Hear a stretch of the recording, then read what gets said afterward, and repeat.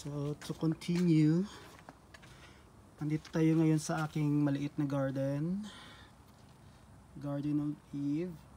So dito natin ilalagay itong ating ginunting na mga balat ng mango. So yung makikita nyo dito ngayon, yung mga tomatoes ko medyo malalaki na siya. In fact, 1 month, more than 1 month na ito. Unlike doon sa Philippines kasi medyo mabilis lang magpalaki ng mga kamatis o any vegetables.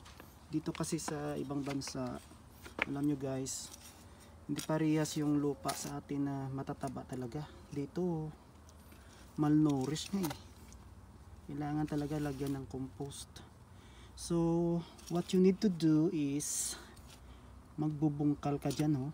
Konti lang kasi alam mo yung lupa na yan, pag once nilagyan mo ng pataba, ganyan ito, yung mga balat-balat na yan, huwag nyo itapon kasi sayang din yan.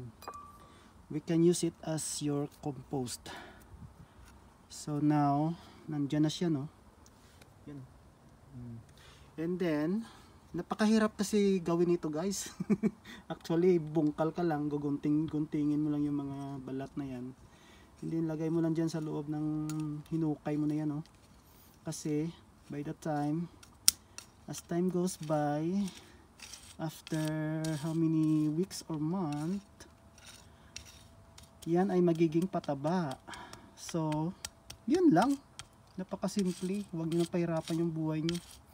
Kasi tingnan nyo itong mga tinanim ko dito before, as in hindi siya madaling lumaki kasi nga bantot yung mga tanim ko. Kasi nung tinanim ko yan dito last time, medyo kwan pa siya, mahina yung kwan ng lupa, parang walang fertilizer baga. So yun ang isang method na ginagawa ko. Aside from that, meron akong mga swamp fertilizers na ginagamit din, but I will show it to you next time how I did it. So for now, ito lang muna. This is the, you know, how I make my own compost, organic.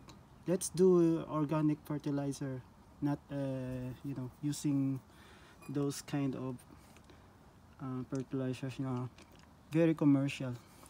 As you know, when you buy it, it costs a lot. So yun lang ang tip ko ngayon for today. Thanks for watching.